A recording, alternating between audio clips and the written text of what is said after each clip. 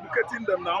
Nnamdi Kanu came outside the court. He was trying to teach them the particular section that contravenes or violates his human rights. Nnamdi Kanu has been violated over the years, and of course everybody knows that. What Nyanko is doing right now is to hands off. Not that it's to hands off. He has hands off that case since last year. I don't know why he's advocating for outside court settlement, and the still DSS and Nigeria government has not seen anything, good on suggestion that is coming from the female judge. Nnamdi Kanu is supposed to be out. He has not contravened any law anymore. That's why he was at least lecturing and educating the media outside the court, where Nigerian government has gotten it wrong.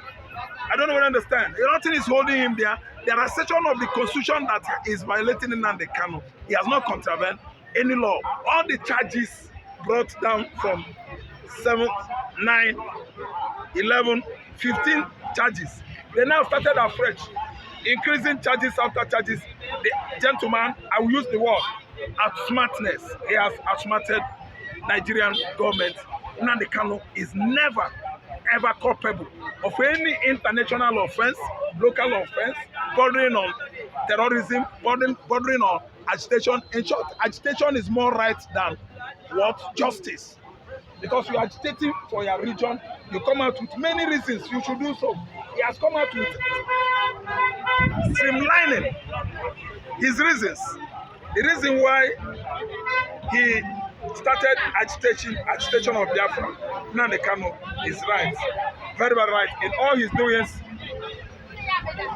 within Biafra agitation, internationally and locally, nothing is wrong about it. So, what transpired in the court today has actually vindicated him, Nnamdi Kanu, that he was wrongly being exploited, bullied, incarcerated, deprived, at least rubbished by Nigerian government.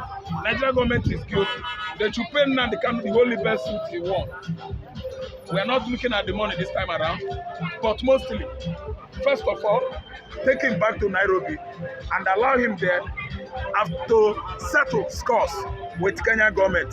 It is going to be a long thing, very, very stressed. It will be a stressed process because it's going to finish with Kenya. Then he will go back to Britain and let us review Nnamdi Kanu's British citizenship.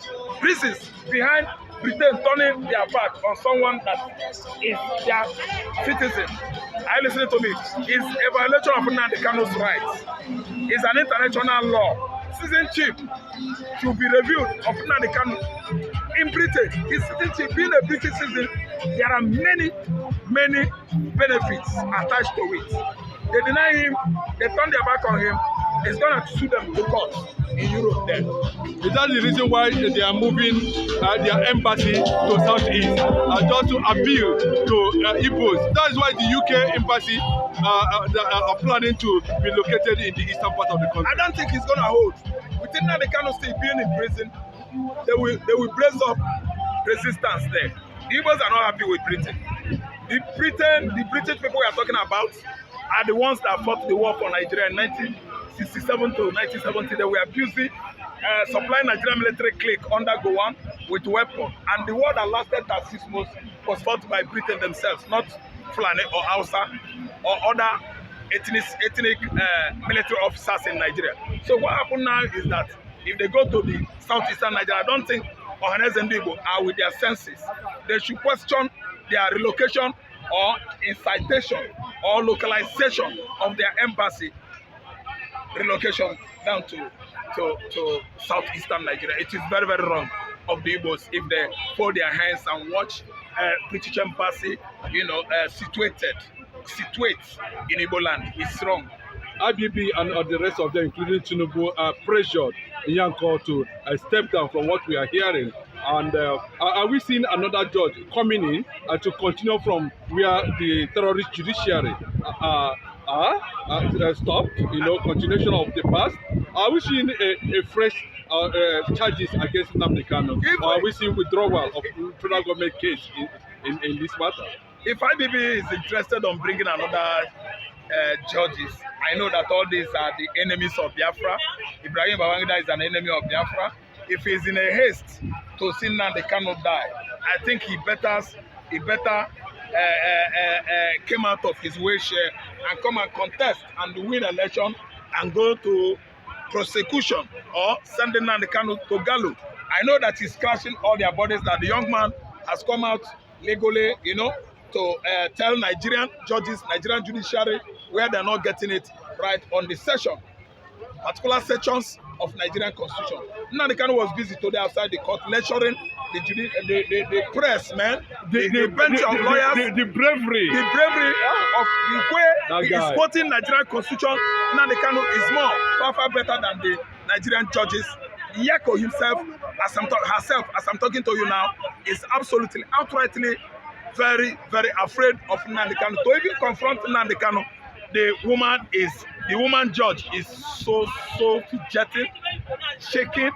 He could not even mince her words well, because he is being intimidated by the presence of the bright Igbo son, Nnamdi Kanu. So the way I'm seeing it is that all hands are on table, round table, especially the northerners, from the beginning from the mid belt up to the core north, because they know that the lion is about to be out of the cage.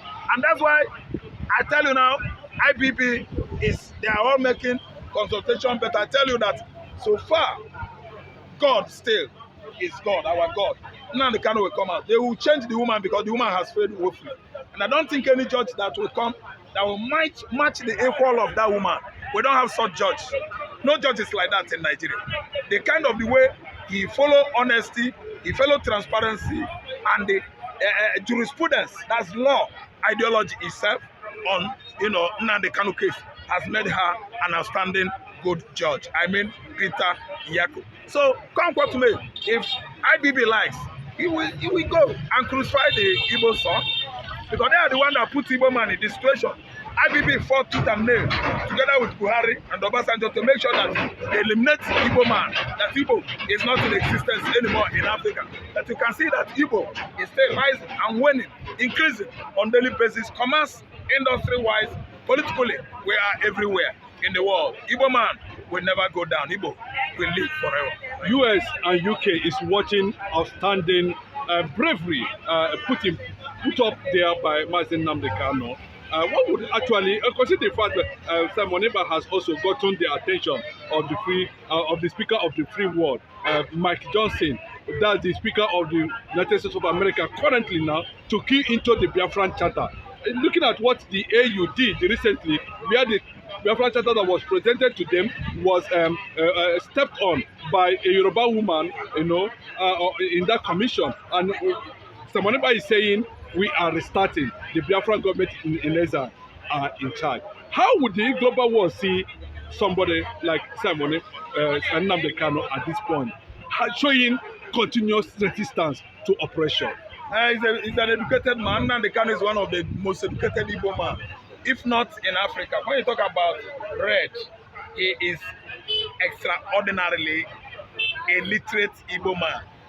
An Igbo man that is so special, an Igbo man that is so unique, an Igbo man that has proven it on the, sand of history, that Igbo man is the most resilient tribe, man on the continent.